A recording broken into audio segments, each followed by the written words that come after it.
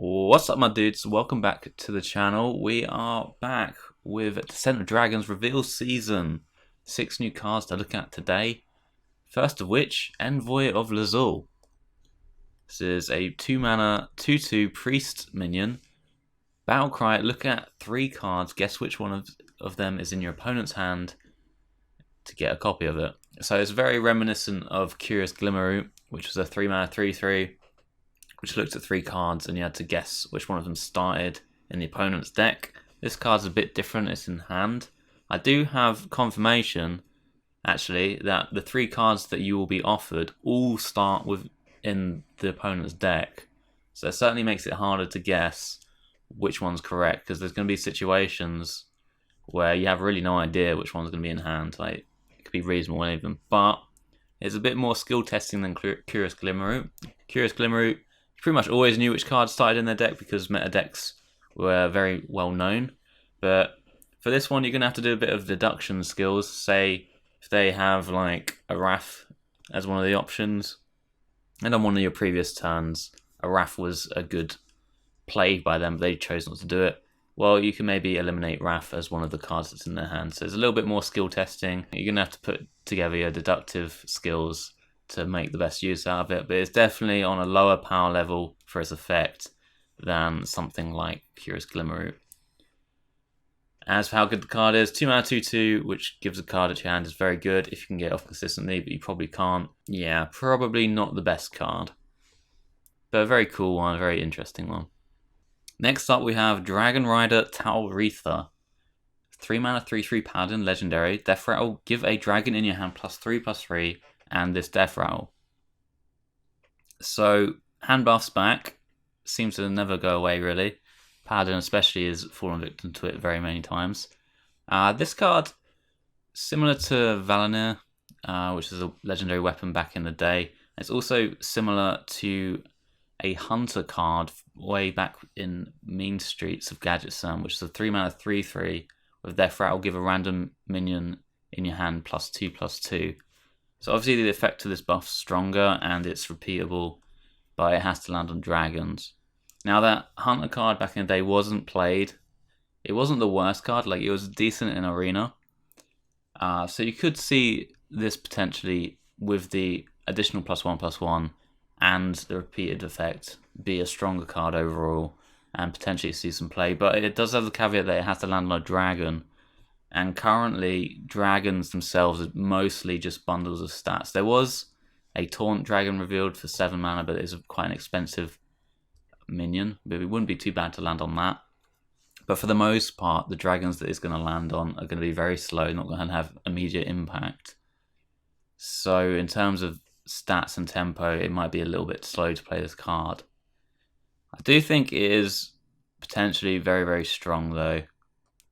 Just getting this on turn 3, if your opponent doesn't have a silence or anything, you're going to get those immediate stats and it's going to keep going on to other minions. And it's kind of a little bit reminiscent of Prince Keleseth in a way, in that once you've played this card, the next few minions that you're going to play are going to have increased stats as well. So potentially very, very good. It really kind of remains to be seen what viable dragons there are for Paladin. The thing with like hand buff effects, they really do better on cheaper minions. Like buffing a 1-drop by +3/+3 is a bigger percentage increase in tempo than buffing like a 6-drop by +3/+3. So ideally you would want to be landing these buffs on cheaper minions or things with rush or other effects that immediately impact the board, so you get the most use out of your stats for your mana. But the problem with that is that dragons, you know, typically now and historically and likely in the future are all fairly expensive cards and usually just bundles of stats, which makes the hand buffs less effective than they could be. Next up, Shuma. 7 mana 1/7, at the end of your turn fill your board with 1/1 tentacles. Now this is a very controversial card. A lot of people calling it trash, a lot of people calling it really, really good. I'm in the camp that I think it is potentially quite good. So when your opponent plays this card, usually you can either answer the 1/1s or you can answer the 1/7 if if you're not ahead on board by quite a lot, it's going to be quite difficult to do both of them from like an empty-ish board. Currently, like AoEs, the Quest Druid with a Starfall can clear it easily, but other than that, it's a bit tough. Things like Warpath don't do it. Things like Flame Strike, etc. don't do it because you're going to be able to get the effect of the 1/1s on the next turn anyway. I mean, something you can do is like AoE to clear off the 1/1s, which are the threat of things like Bloodlust and Savage Roar, and damage the Shuma. And then when it refills again, then you have to use a second AoE, but it's likely the second AoE will deal with the Shuma as well. So in terms of threat, it might require 2 AoEs to deal with, which is usually a win if you're playing a token deck.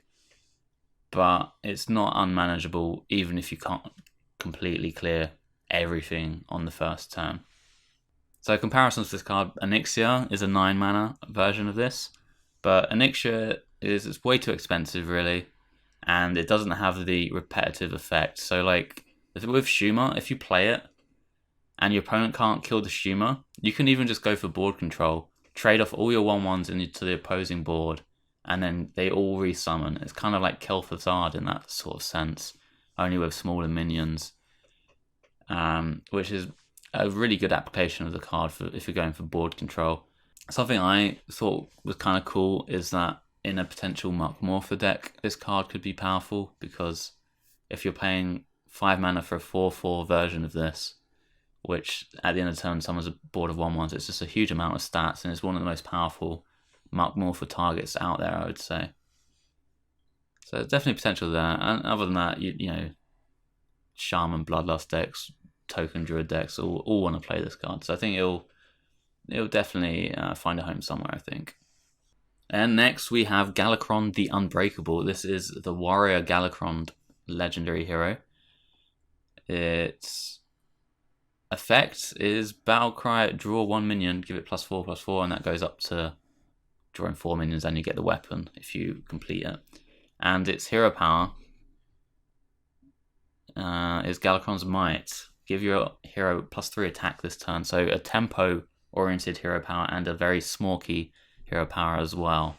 So this naturally will fit into some sort of aggressive warrior deck, I think. And I think it's a pretty good card, to be honest. The Battlecry effect isn't super crazy of drawing minions like a sprint, but given the +4/+4, if you're running a load of charge minions, things like Southsea Deckhand perhaps, and weapons, Galakrond Elites, Leroy Jenkins, that sort of thing, the +4/+4 is going to be a lot of face damage on the minions that you do draw. And if every time you evoke, you get +3 attack, so that's going to really help you in terms of board control, and it's going to really help you in terms of face damage as well if you don't need board control. So really strong hero, I think. One of the more impressive Galakronds we've seen so far, and I think it will find a natural home in tempo-y, smoky style warrior decks, which are already seeing a bunch of play right now. Next, secure the deck. 1 mana Druid side quest. Attack twice with your hero, add 3 claw spells to your hand. So this is a really weird card. No one will be able to guess they were going to put this in the game. Well, you wouldn't want to run this in Quest Druid, because Quest Druid very, very frequently completes the quest on around turn 4 or 5, and then they lose their Druid hero power, so they can't actually attack twice with their hero beyond that. So if you were to draw this card later on, it's just a complete dead card, so it has to go in some other form of Druid. And you don't really want to be spending 1 mana on turn 1 to do this. I mean, Druid often passes turn 1 currently in most of their decks, so it's not the worst thing. But you don't want to be investing the mana into using hero powers just to add cards to your hand. It seems like a bad trade-off, to be honest. You can lose a lot of tempo doing that. And the claws that you add to your hand afterwards are certainly okay, but not the best. It looks like you need to kind of combo these with some sort of like Auctioneer or something, or with Gonk, but it's a bit awkward. Like, Gonk itself is an expensive card, and then you're comboing it with these, and you had to also complete the quest before. It feels like a lot of anti-tempo. Like, even using Gonk and clawing to clear a board. You're going to take a lot of face damage. It's not the best play in the world. But there is some potential to like go for like an OTK Gonk style deck where you reduce Gonk's mana cost. You face this it. You've played secure the decks. You have a load of claws, and then you use the claws to clear the opponent's board and get all that attack buffs by having 2 Gonks on board, and then you kill your opponent. So there's potential there for a Gonk style deck or an Auctioneer cycle style deck. But outside of those, I don't think you want to be playing this card. And finally today we have Clear the Way, which is another Hunter side quest. They've got 2 printed for them this set, which is interesting. Wonder if we're going to see multiple side quests for other classes as well. Summon 3 Rush minions. Reward, summon a 4/4 Griffin with Rush. So Hunter already currently plays quite a lot of Rush minions. They have Springpaw, which is an excellent one. They have the 3 mana weapon Desert Spear, which puts a 1/1 Locust Rush every time you attack with it, which is going to be a great way to activate this quest. So it seems like it's potentially quite good. You can have Unleash the Beast, you can have Swarm of Locusts as well as ways to proc this. I think I've read around and people say that Swarm of Locusts will work with this. You won't block off your board by having all the Locusts before the 4/4 comes down. What will happen is the 1/1s will come down and then it will be interrupted by this quest completing, and the 4/4 will come down, and then the rest will fill up with 1/1s. So you will still get value out of it from playing Swarm of Locusts. Yeah, and lots of other ways. I'm not sure if How Master Shore works with this. It might do, it might not. Not 100% sure on that one. It's going to give Hunter a lot of good board control options, and I think Desert Spear is going to be on the forefront of making this card good.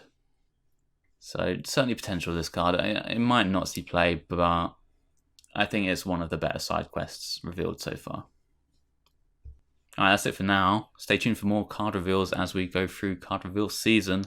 We'll be posting more of these videos, so catch you in the next one.